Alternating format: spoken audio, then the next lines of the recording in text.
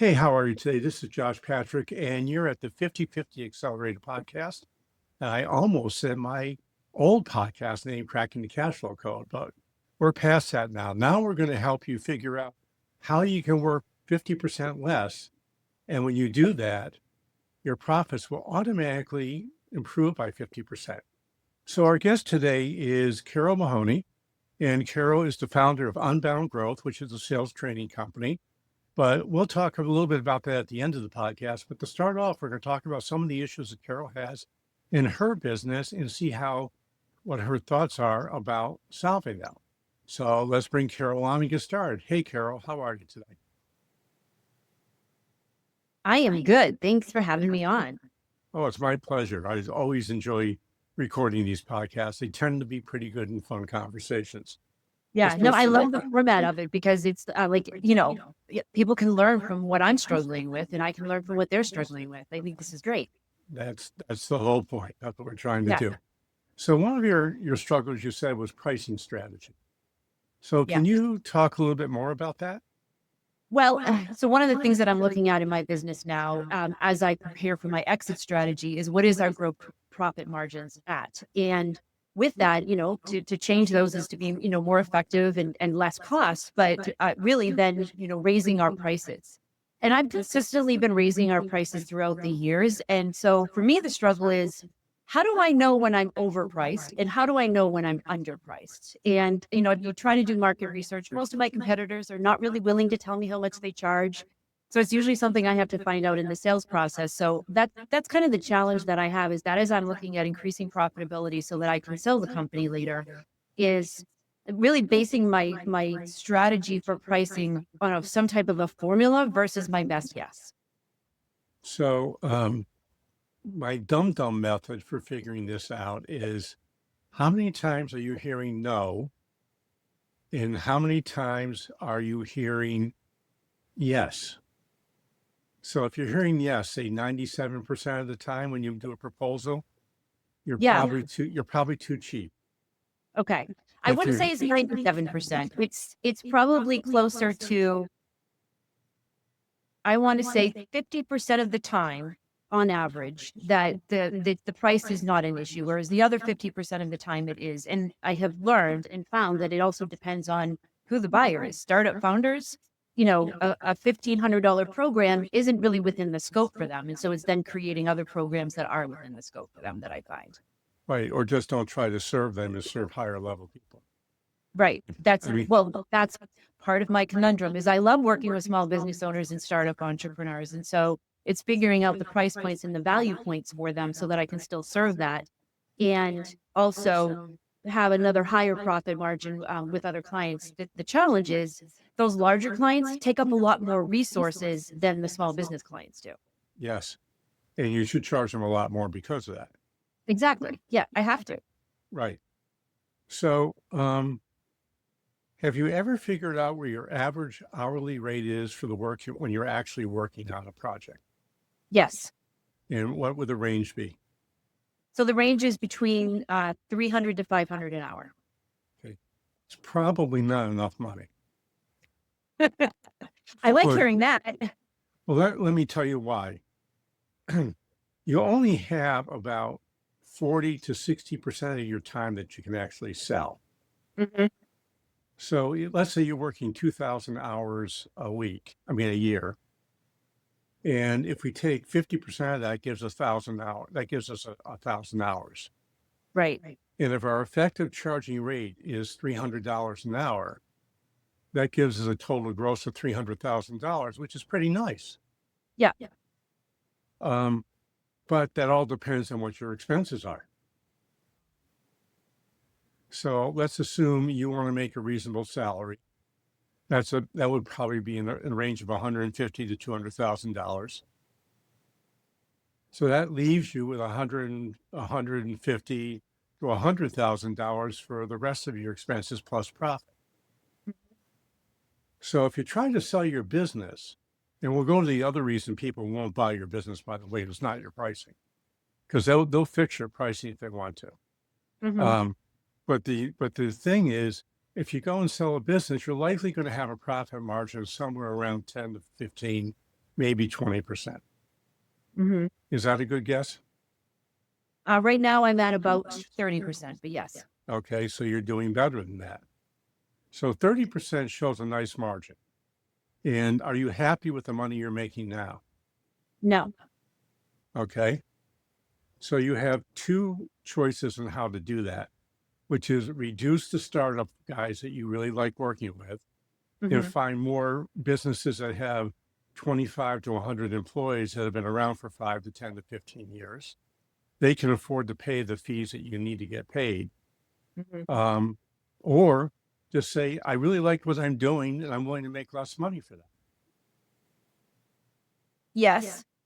And or, so this is my thought, is for the smaller clients who maybe can't afford what I need to charge per hour in order to hit those numbers, is my thought is to create self-serve systems for them that can be like a monthly recurring revenue for me and a smaller price point for them, but they're still getting some of what they need in order for them to solve the issues that they have. Or What are your thoughts? what you could also do for your smaller clients is charge them a small retainer Hmm. and then a piece of the increased sales that your system creates. Yeah. You know, for example, if you go to a startup and you say, happy to work with you, but my average fee is $10,000. And I know you can't afford that, but here's what I'm willing to do. I'm willing to work with you for $500 to start, but you're going to give me 20% in the increase of sales over the next 3 years. Mhm. And if what you produce is really good, you're making them a no risk offer. Right. And that could, if you're working, now, the challenge with this is especially true with startups, at least in my opinion, is that the challenge comes in is most startups don't know anything about running the business. And they tend to push back on everything that you recommend, unless it fits in with their belief system. Hmm. So that's the real challenge with startups is that most of them are not going to be here 5 years from now. Which is why I try to focus on the ones that are backed by venture, or they have accelerators that they're in that are teaching them how to run and create a business. If they're backed by venture capital, they have capital. Yeah, And the exactly. venture guys will probably spend the money on sales training because for them, top line is everything.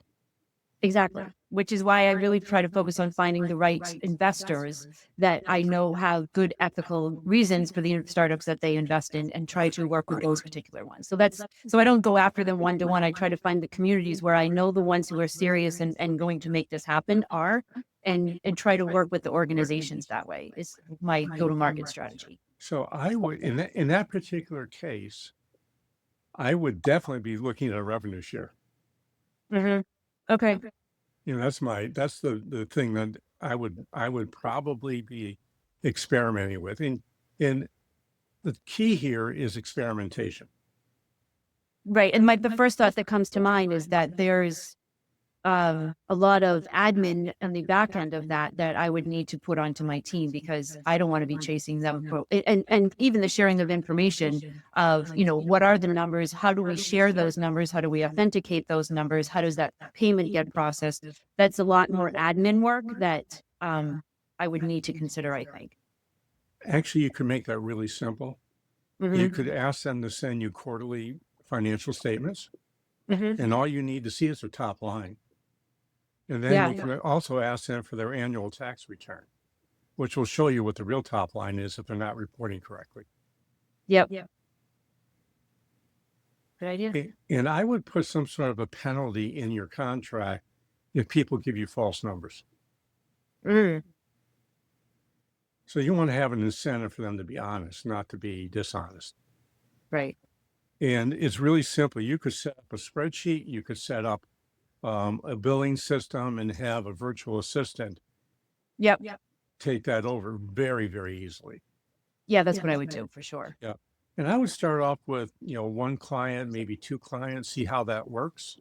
Hmm. What's your timeline for an exit? The next 15 years. Okay. So you have a long runway to go. Yeah. I like to get the business to the point where it's appealing in the next 5 years, but I don't need to sell it for like another 15. If I sell it Okay. sooner, I'm not opposed to that either. Okay. What you want to do is what I call having your company sale ready. Yes, exactly. Right. And sale ready does not mean you're going to sell the business. It just means it's a business in a position for someone else wants to buy. Right. And I want to do that in the next 5 years. Right. Now, there's two things that make buyers really interested in businesses. What do you think that might be? Profitability, recurring revenue, assets. One company that I talked to said that they look at gross profitability, assets in terms of employees, as well as your ability to not be disrupted by AI, or you have incorporated or created your own AI, and recurring revenue is what they told me. Okay. Well, recurring revenue is on everybody's list. Yep. And the second thing is you have to become operationally irrelevant. Yes, that I forgot it. The most important one. It can't be reliant. That's the most important one. If you haven't done that, your business is essentially not sellable. Exactly. That's why I didn't call the company CaroleMahoney.com. I called it UnboundGrowth.com. Well, that was a really good move, by the way. Too many people. I mean, I made that mistake in my first company. It was called Patrick's Food Service. So, but Yeah. people didn't really care what the name of my company was. They just wanted our accounts because Patrick's Food Service disappeared the day they brought it. But it was, Yeah. but my other businesses have nothing to do with my name. Mm-hmm. And So that was a strategic buy where they incorporated it into their own business. yes. Okay. Yeah. You always want the best buyer from most private businesses, believe it or not, is a strategic buyer. Yeah. That's what I'm starting to see. Yeah. Like if you have another sales training company that's interested in what you guys do, they would be a good buyer because A, they understand the industry, and B, they can make all your overhead disappear. Mm-hmm. And that's why strategic buyers can afford to pay more than what's called a financial buyer, which would be a private equity group. Yeah. That's your typical standard sort of, And the person who I talked to was, I think, a private equity person. So yeah, well, private equity guys are really smart in certain instances, but they really have no business buying small companies. I'll tell you a quick war story. I recently helped a managed services company sell their business. It was a $1.4 million business, and the guy was making $800,000 a year. So it was a really, really, and he wasn't involved in anything in the day-to-day operations. And the private equity guys came in and they went through this stupidly complex process to buy a small little business, which should have been a petty cash check they wrote. Mm-hmm. And then they immediately ignored everything he did that made all this money, moved all the service stuff offshore and lost 50% of the business. Wow. That's a typical private equity move. That is not unusual. I see that happen over and over and over again. And the challenge comes in is that how do you, if you're going to sell to private equity, you pretty much have to have the opinion that I don't care what happens in my business afterwards. Yeah. Because the other option that I was considering is doing a police stock option where I find a key set of employees, and as part of their salary negotiation is that a percentage of their base salary gets put into an account towards them being able to buy the business later. Because I love the idea of it continuing on. And then if they want to sell it as a strategic sale or as a private equity, then that's totally up to them. But they get all of the IP and the assets and the systems and the processes and the client list to keep running if they want to. that's my favorite way to sell a business. Yeah, that's my preferred way to do it. Yeah. With, I think, strategic by probably being the secondary, and then, the third being private equity. Right. So if you decide to do an internal sale, you have to realize, one, you're not going to get as much money as you do from a strategic sale. Yeah. Because if there's one thing true about employees or team members, they don't have any money.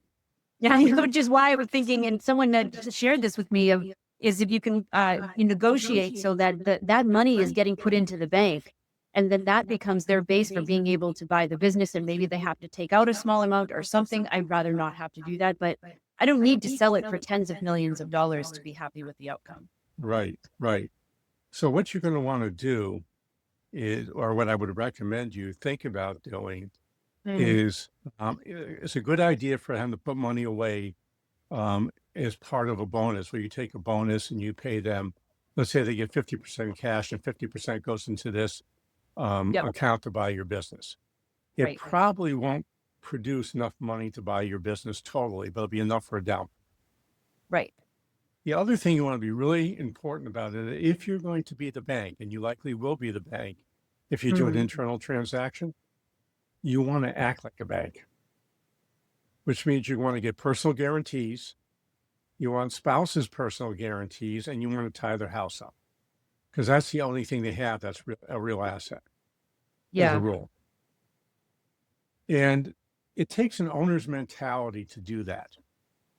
Yeah. So one of the things you need to do with the key person is to help them move from having that employee or team member had mindset to an owner's mindset. And Mhm. when you do that, what happens is they realize that, well, if I want to be the owner, I'm going to have to take some financial risk. Yep. And if they know Yep. if they know the business, there's not much of a financial risk. Well, in my mind is that, I've spent 20 years in building a platform and an audience and the systems and the processes. And yeah, my house was definitely on the line for all of that. And now I'm handing them all of it already done to continue to run on and improve. So I feel like that's worth something. I would mean, if someone had given me that opportunity, I would have snapped it up in a moment. Well, it's a whole lot easier growing a business that's already running than starting a business from scratch. Yeah, I've done both, and I can tell you that I got the gray hair to prove it. I have no hair to prove it, but that's You win. Yes, you win on that one. yeah. I think you're a good 20 years or 30 years younger than me. I'll take that. But that's really important. So if Yep, you can learn how to become operationally irrelevant, which I'm which working means on. that you're only working on strategic things in your business, not operational stuff. Right. Now you have a sale ready company. And then the people who are doing all the operational stuff, those are your likely buyers. Hmm. The other thing is you want to structure the deal. And this is another important thing that many owners miss. You have to make it affordable for the buyer. And the Hmm. reason is that if there's not enough cash flow for the buyer to make their payments, they won't. Hmm. I Yeah. see way too many owner finance deals go south because the owner was too piggy when they wrote the deal. Right. Like one of the things that we do with folks is that we often will say, oh, for the owner, you're going to get what's called non-qualified deferred compensation. Hmm. So what non-qualified deferred compensation is that you've underpaid yourself while you were building your business. Hmm. So you can put together a legal structure that says, I will like to be paid, let's say $100,000 for the next 10 years as a going away present for being underpaid. Now, the good news for the buyer when you do that is that becomes tax deductible. Okay.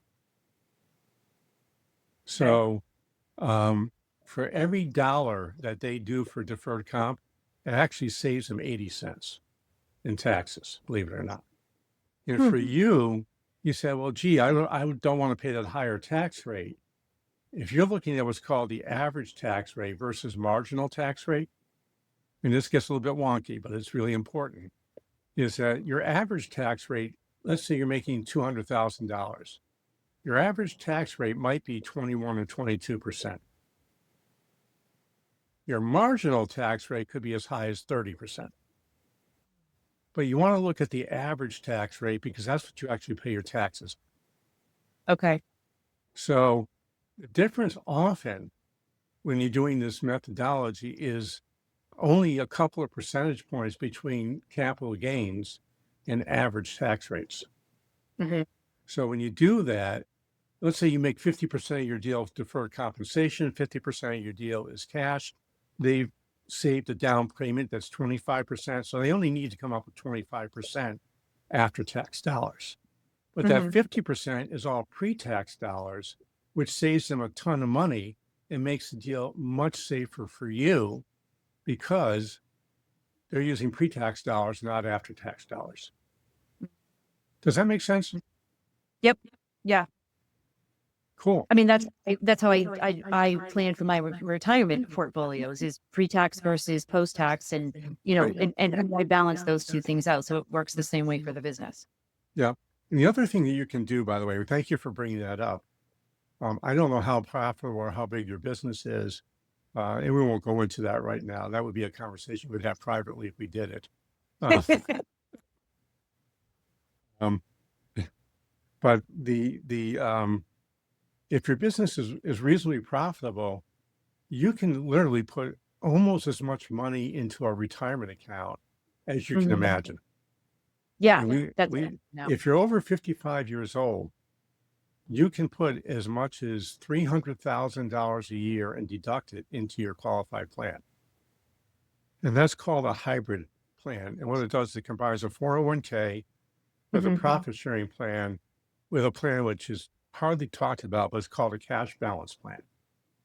Okay, cash balance plan. Because You I know, did the first, but I hadn't heard the cash balance the plan yet. cash balance is the third piece, and that will get you to a couple $100,000 more. Okay. Um, and I assume if you have a 401k guy, you could ask them Yep. or her and say, hey, I heard about this thing called a hybrid plan, which combines a 401k, a profit sharing plan, and a cash balance plan. Could you look at that and tell me how much money I can put away?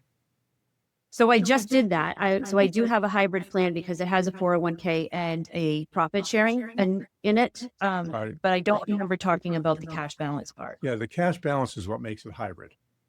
The Okay. 401k and profit sharing. A profit sharing plan, believe it or not, is a subset of a 401k plan. Okay. So it's actually part of the same plan. But the cash Yep. balance is something you layer on top of it. It requires an actuary every year to look at it. And the cost is a little bit more, a couple $1,000s more. But if you're putting away an extra $100,000, that's irrelevant. Right. And this is So, once you're 55 because I'm not there yet. well, you could always look at it and see how much can you put away. Yeah. Oh, And, that, and yeah. I Okay. mean, my bet is you could probably put away $100,000. Mhm. So that's the easy way. I call that pre-funding your retirement. Exactly. Because often we have more cash flow available before we retire than after we sell the business. Mhm. So, Mhm. unfortunately, I've been, yammering on, and I've chewed up almost all our time. And I want to hear a little bit about what does your business do and how do you do it? And how do people get a hold of you if they want to learn more about what you do? Because you seem to be a pretty flexible and interesting person.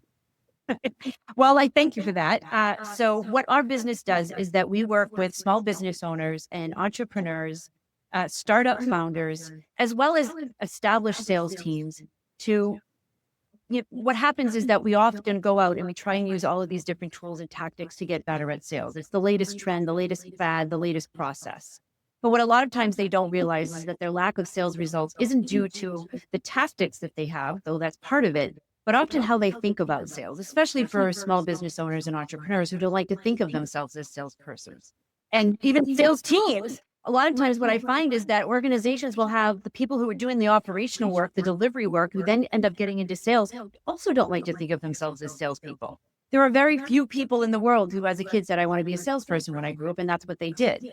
And so I really help these teams to address what are the underlying causes of bad sort of sales performance. And we use an assessment that is based on 2.5 million sales professionals that have specifically been evaluated for specific sales tasks and roles. And we align that to create custom learning paths for themselves or their teams, both at the delivery level of selling to the customer or the management level of actually managing those people who need to do the selling, or the leadership level that creates those systems and processes for the company to be able to grow and scale. And so we apply a scientific, data-based neurological science as well as behavioral science to how we change the behaviors in sales so that we can increase revenue more predictably and keep more of those customers for longer, because it still costs more money to get a new customer than it does to keep one happy. And so that's For what we sure. really specialize in. It's not just sales training, what the latest tactics are, but how do you actually create a sales process and structure and mindset that serves our buyers first, which is why I wrote my book, Buyer First, How to Grow Your Business with Collaborative Selling. Rather than selling to your customers, we help them sell with their customers. Sounds great. So, Carole, how would they find you? So the best way to find me for our training site that I just mentioned is at unboundgrowth.com. I also do a lot of keynoting and speaking, and you can find me there at carolemahoney.com, just my name spelled out. And if you want to find me on social media, I am on LinkedIn on a regular basis. And if you really want to stalk me, then you can find me on Instagram and on Facebook. Cool. And I've got two things I'd like you to do. The Okay. first is please go to wherever you're listening to this podcast and give us an honest rating and review. If you love us, you give us 5 stars. If you say, oh, Josh, you're full of junk, give me 1 star. I might cry a little bit, but I'll probably get over it and you won't even know. So there you are.